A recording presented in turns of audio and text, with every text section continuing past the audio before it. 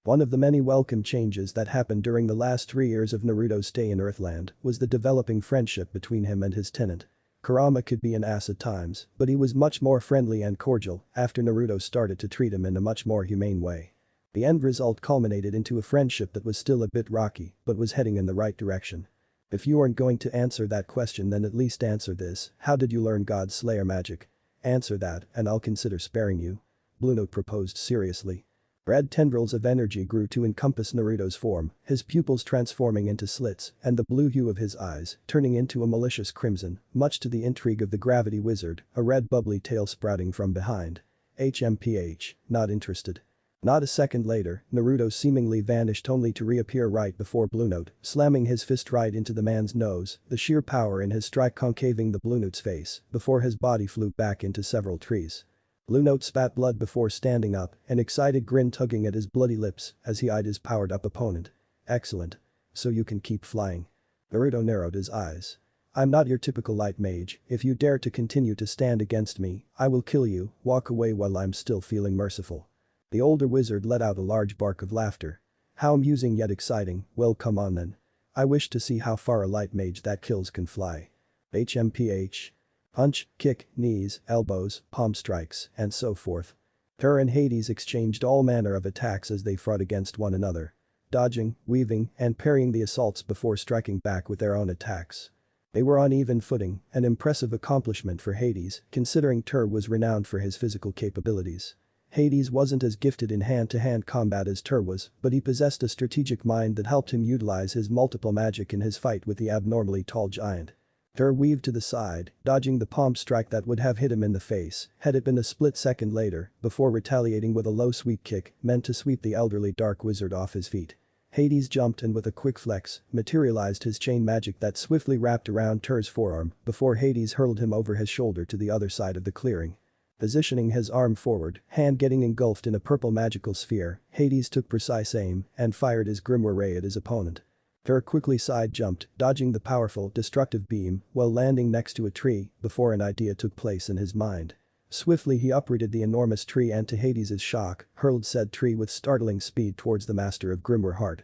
Relying on pure survival instincts, Hades leapt several feet over the massive plant before firing back with multiple beams of darkness that went right after the former wizard saint. Tur swiftly took cover within the surrounding forestry, much to the older mage's annoyance. Hades chatted as he landed on the ground, eye appraising his environment in an effort to spot any sign of where his foe could be hiding. He didn't have to wait long before Tur made his entrance, namely shooting off to him from the flank. The dark mage immediately whirled his stance to his quickly descending him on foe. Raising a forearm to block the punch sent by the taller man before countering back with a lead hook that Tur parried before taking a quick step back in order to throw an effective front kick that connected with Hades' chest.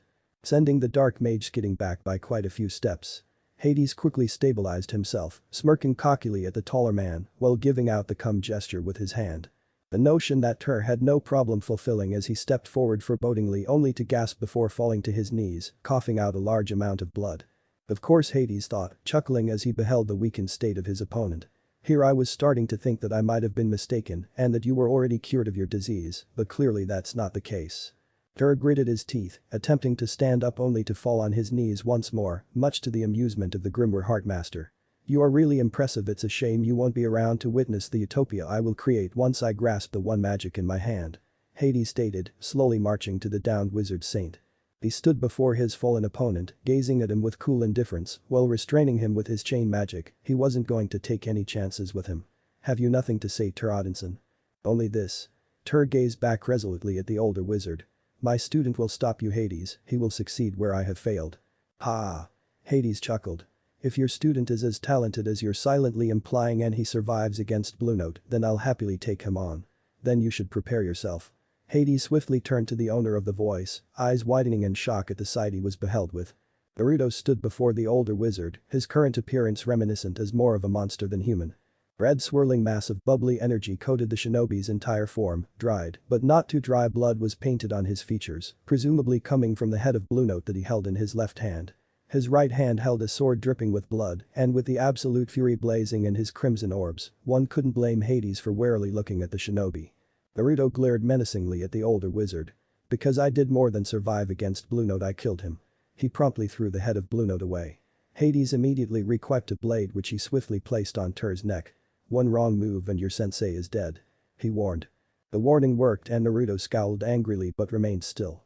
Suddenly, Hades sensed a powerful magical signature rapidly approaching their location from far away, a magical signature he was quite familiar with. He chuckled inwardly. "Makarov, huh? Seems like I'll have to be quick." Hades hummed curiously. "Tell me, boy, what is your name? And why should I tell a soon-to-be dead man? Humor me." Naruto Uzumaki." "Naruto Uzumaki." Hades repeated, looking over the jinchuriki approvingly. "I am Hades, master of the Dark Guild Grimoire Heart, and I have to say you are an extraordinary young wizard, very extraordinary even to actually defeat Blue Note in your young age, it makes me wish to witness your reach and harness your full potential." Hades turned to the bound wizard while keeping his sight locked on the blonde out of the corner of his eyes. "I have to admit Tur, your student is pretty impressive." Tur ignored him. "Naruto. Remain calm. Don't let rage consume you." The master of Grimoire Heart only chortled before shaking his head. "Don't try to stunt the boy's growth, it would be a shame for his growth to stagnate." "Let go of my sensei," Naruto demanded coldly. "Or you'll be joining your subordinate in the afterlife soon enough." Hades smirked. "I have a better idea, what better way to bring out someone's full potential than to drown them in darkness?" he said ominously before turning to the chained man. With swift speed he stabbed his blade into the former wizard saint's stomach. "Nuo!" Naruto yelled before immediately sprinting to his teacher, Hades all the while retreating while the shinobi stayed behind. Tur spat out blood much to Naruto's horror. "Oh god. Oh god. We need to get you to a hospital now. It's too late for that."